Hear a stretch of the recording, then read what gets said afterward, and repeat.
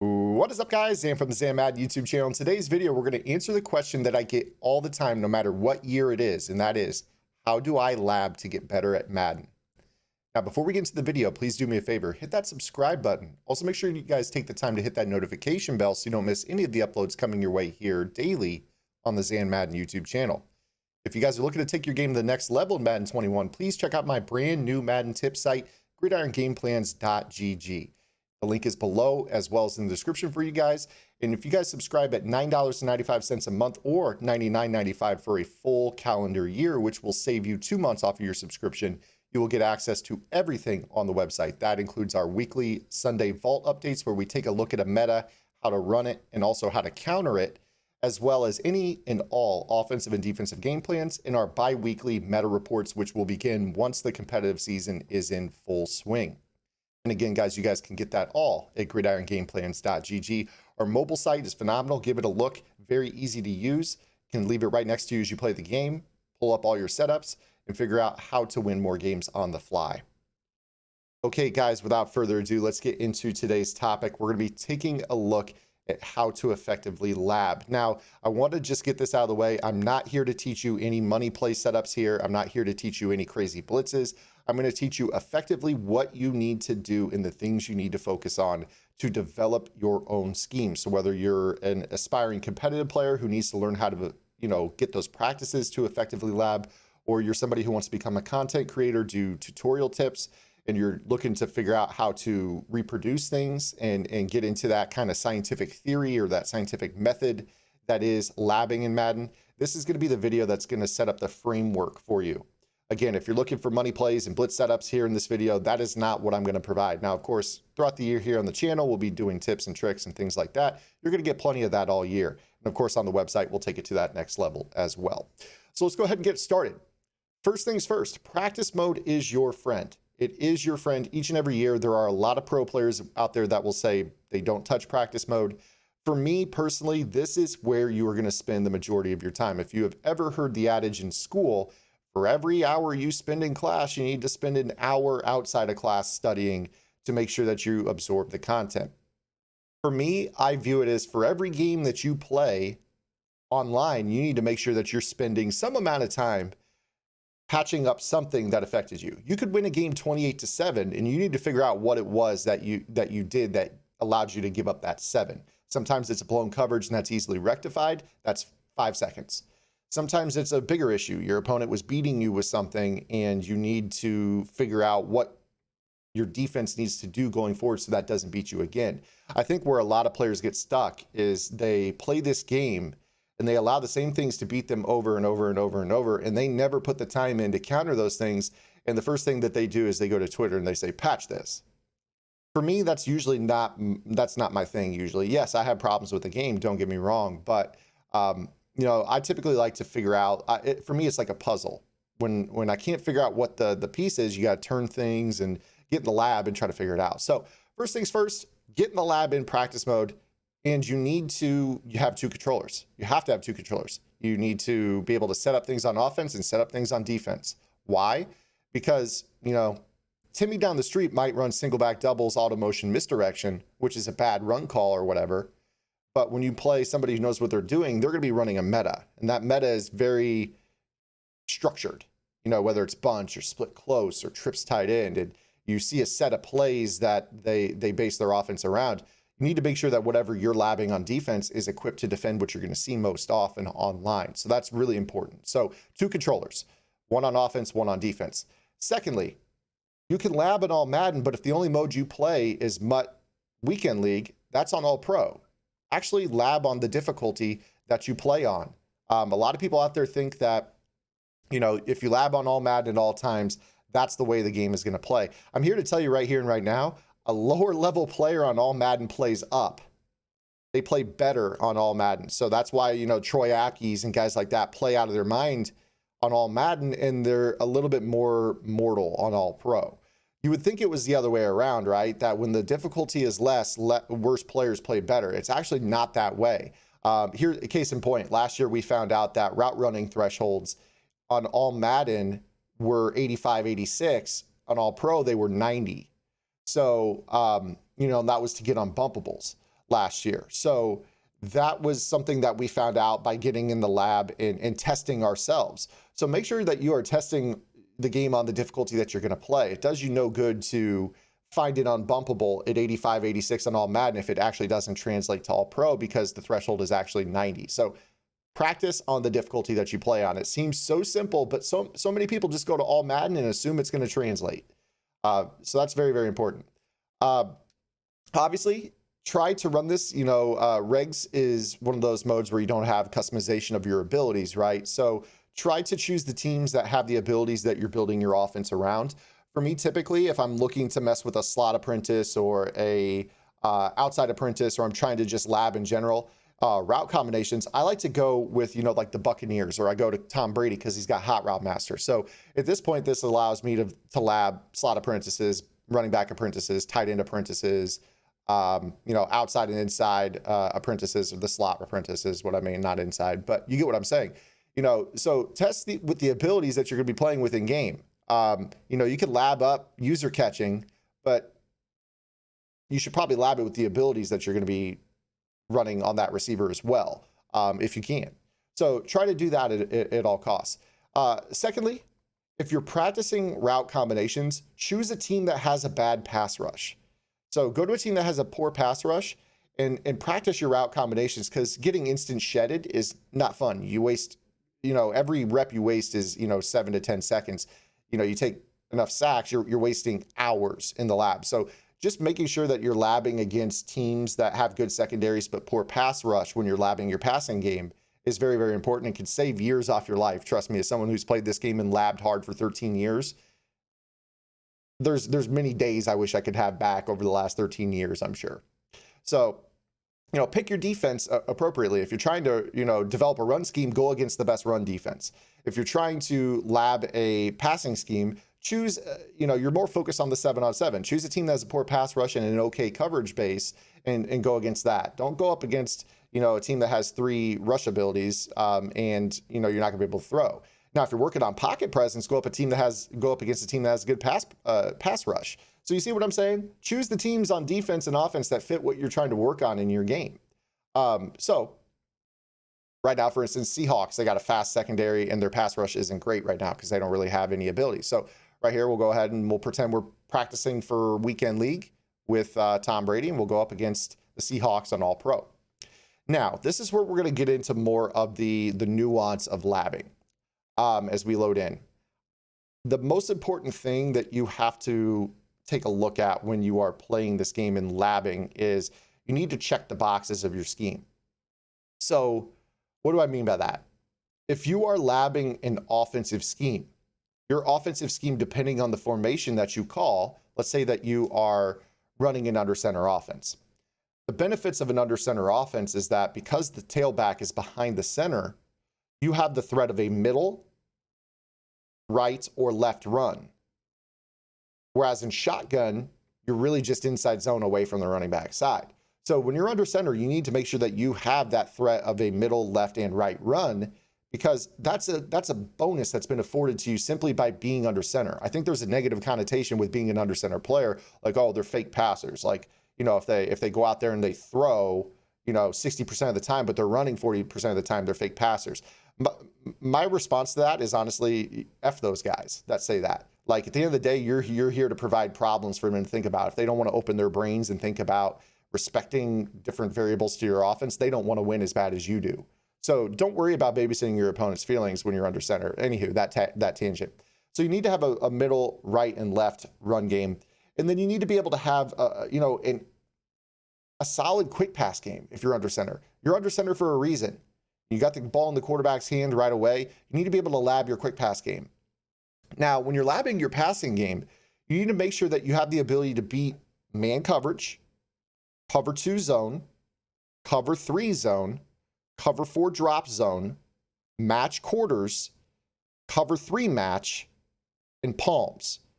7 different coverages that are base calls that you need to have the knowledge to beat. And the reason for this is that those are the coverages you're going to face. People are going to adjust within their coverage, but they're going to make, specific adjustments within it. If you know the shell and you know how to exploit the hook curl found in a cover 3 or a cover 4 drop, or the curl flat found in a cover 3 or cover 4 drop, that's something that's going to apply no matter what. Even if they decide to man up an individual receiver, then you could pull from your mind, okay, they're manning up this guy. What play in this formation has the route that also beats man coverage that I can go to and individually beat that guy who's manned up? So when you're thinking about these things, if you have a knowledge on how to beat all those coverages, you could beat the hybrid coverages that will be thrown your way as well. So you have to have an answer for cover 2, cover 3, cover 4 drop, cover 3 match, cover 4 quarters, cover 4 palms, and obviously, quick passing to beat the blitz. All those boxes must be checked. If you don't, you've got an incomplete offense. And I think that so many people go out there and they look for one passing play and 1 or 2 running plays to be their offense year in and year out. And the game is just not that linear anymore. It's not. The game is very customizable on defense, obviously, with the ability to adjust your zones, with the abilities that can honestly take players out of the game. If you have a certain man ability, you can just shut down an individual receiver. And if you lose that receiver and that's the only man beating route you have in your offense, you're in trouble. So you need to have a complete scheme that checks all those boxes. Now, this is the most important part about labbing an offense. You have to lab your offense, and honestly your defense too, on the hash marks. The game is not played perfectly smack dab in between the hash marks. So when you go out there, you need to be able to realize that you're not going to be perfectly smack dab in between the hash marks on the 30-yard line.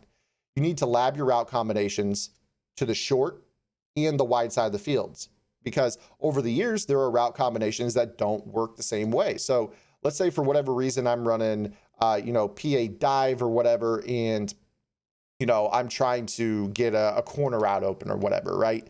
That corner route to Gronk might flow to the wide side of the field well against a cloud flat, but it actually might look terrible if I run it to the short side against a cloud flat.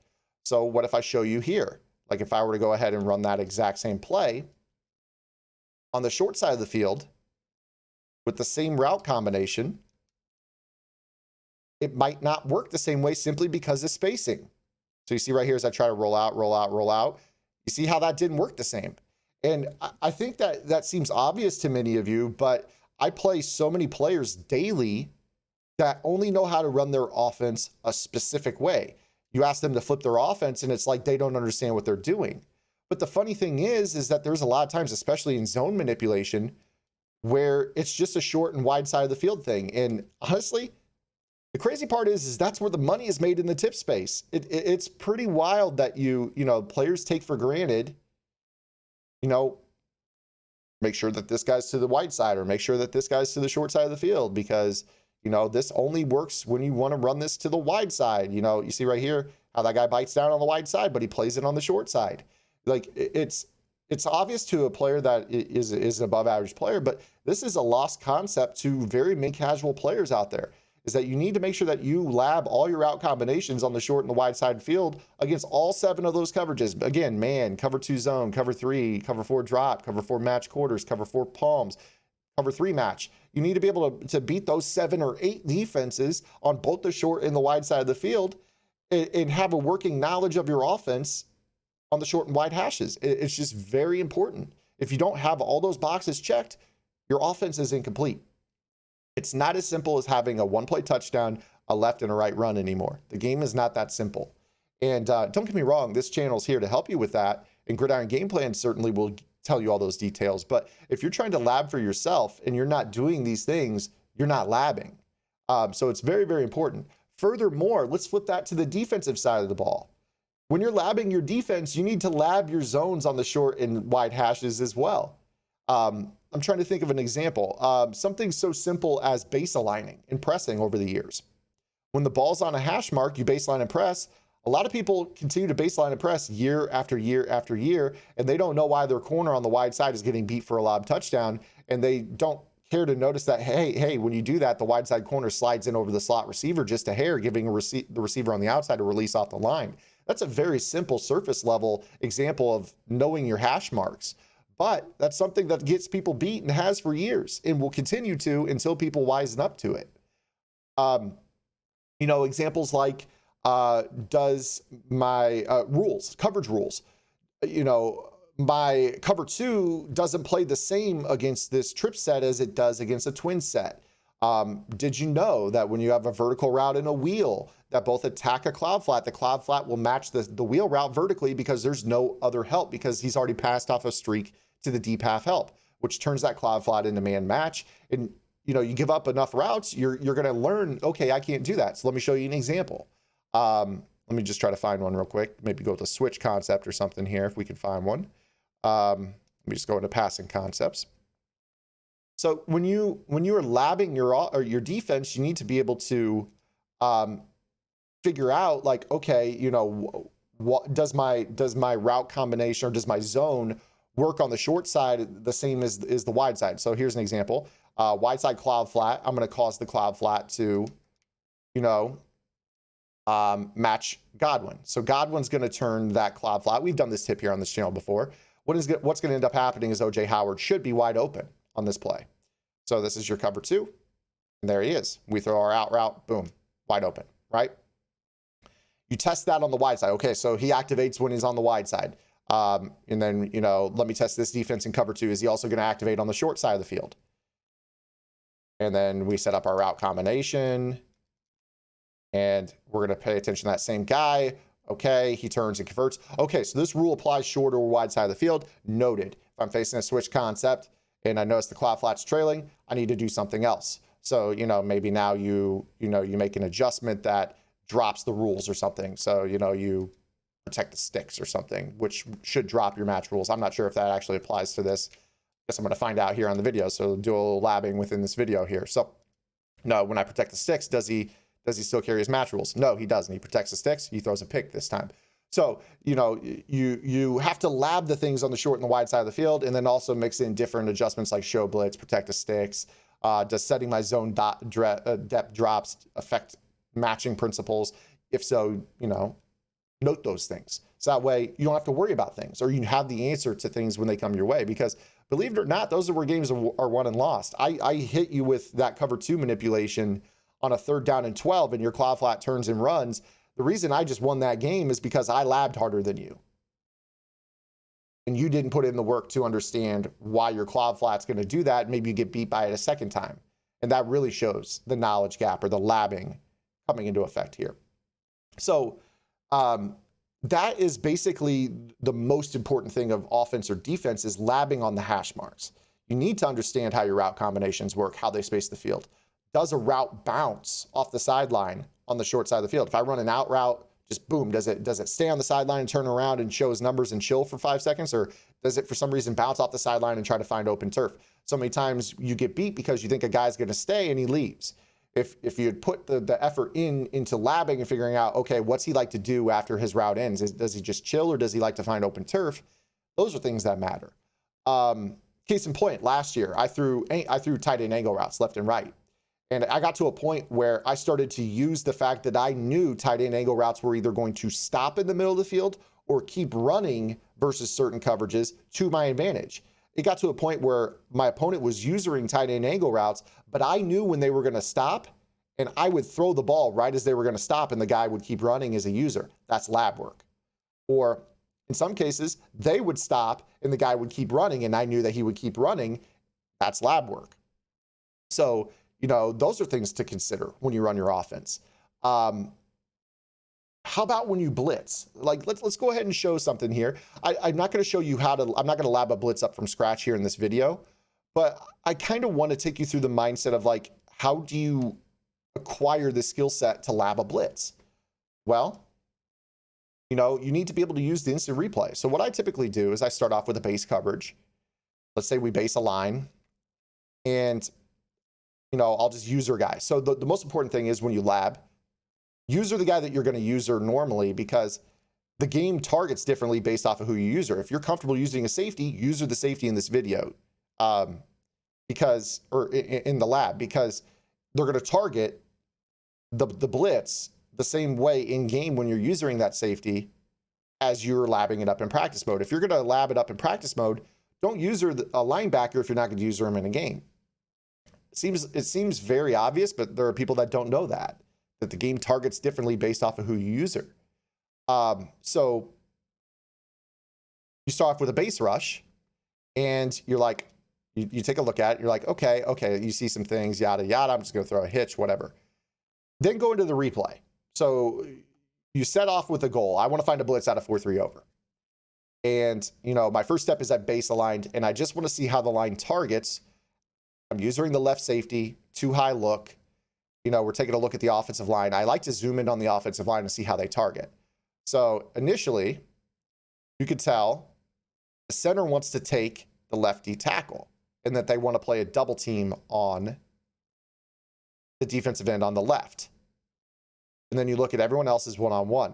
So that tells me right here that, okay, let's see if maybe I can get away with blitzing the right of screen linebacker. We've got a bunch of one-on-ones on the right side. So we go ahead and we go back to that same adjustment, baseline our coverage. You work off of it and you add layers to your blitz. Okay, so we're doing the same step.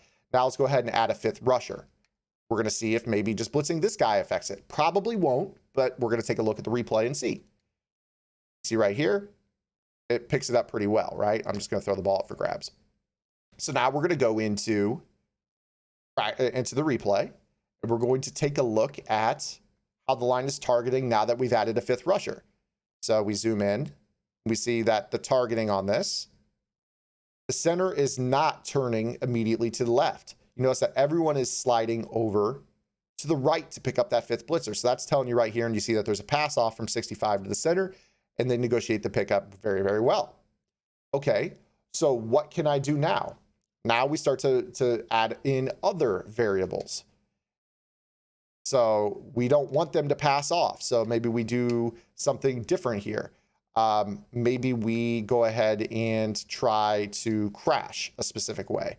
If they're passing off guys to the left, that D tackle right here that got passed off, maybe we try to crash our line to the right this time and see if that affects how they pass off. And then you take a look and you see that, oh, something changed there, and then you start to tinker like, okay, well, I like what I saw here. This caused a really, deep disengage. They pass it off weird. This looked funny. It looked like it was about to A gap. At this point, you've got a blitz that you're labbing that right here, you're on the cusp of something. I mean, this looks like you're slightly into some sort of panic situation here. This looks like that lefty tackle's about to come through. Then you start to add in variables. Do I blitz my user? Does that change how the line targets? Do I bluff blitz guys? Do I want to, what do I want to do to, free this up? Right here, this was pretty close. Didn't come in all the way, but you just start to tinker with things and really pay attention to how the offensive line is sliding and negotiating pickups. Are they psychic? Are they, is there potential in something coming in? Is a guy hitting a gap, but maybe he's too slow? Do I need to put in a faster guy here to accelerate through this gap? That's how you start to lab blitzes. I like to look top down and really watch how all the line are passing off. And that's how you find your best, disengage angles. That's how you find your best blitzes, is just watching how the offensive line plays. So, eventually you're going to end up with something resembling a blitz. Maybe, so we go back to our main setup that we were just using. Like I said, I'm not going to finish with a final product here with a blitz, but, we ended up with something that we kind of liked right here with this setup. Now, instead of using this guy, let's see if maybe getting down in the box does impact this. So maybe we kind of chill right here. Okay, it didn't really change too much. Then maybe the next step is, do I blitz my user to fake like I'm a blitzing target and cause the offensive line to target differently? So you're going to get there as you start to add layers, or I guess if you want to view it a different way, is peel back the layers of the onion. So, if you get something you kind of like, then you start to tinker around with like user placement. Okay, it didn't work when he was in a yellow zone and I was using him here. Maybe try to blitz him here and see if that causes the offensive line to target differently. That looked like it had potential. Maybe if I mug the gap on the next play, will that cause him to A gap or B gap? Let's take a look. So maybe you go ahead and you just continue adding or removing the layers as you wish to get yourself to a final product. Do I want to mug a gap here? Do I want to do this and then peel back? Like you're going to get to a point where you feel good about yourself with your blitzes. So use that instant replay to your benefit. And of course, while you're doing this, once you get a blitz formula set up, then you have to make sure that you're labbing your zones, short and wide side of the field. How's it playing against trips? oh, this guy doesn't line up this way against this formation. Those are all things that you have to concern yourself with. So about 25 minutes here in this video. I think I've hit a lot of the key components of labbing effectively. Like I said, guys, I kind of want to just teach you guys the tools. Don't necessarily want to show you setups and things like that. Just want to take you through that scientific process of isolating and testing individual things, implementing and removing variables that maybe matter or don't matter. And this is going to help you become a better labber for yourself. Don't get me wrong, there's always going to be people out there that are going to need that extra help, and a site like Gridiron Game Plans is there to help you. But I'm not the only person in the world with the ability to lab. There's a lot of amazing labbers out there, and it's a question I get all the time is how do you lab effectively? So hopefully this video was informational for you guys. If you have any questions, please feel free to drop them below in the comment section. I'm always here to answer those types of questions. Hit me up on Twitter if you have questions. I love to engage there. It's right there above. Follow me at Zan Madden. Appreciate all the support, guys. You guys have been awesome here early on in the year. I'm very excited for the new game. I'm enjoying it. I hope you guys are as well. Again, guys, hit that subscribe button, and we'll keep pumping out that content. And hopefully I'll see you on the Twitch channel as well, twitch.tv/Zan Madden. Appreciate you guys. We'll see you guys tomorrow. Until then, this is Zan. Get the lab in. Good luck.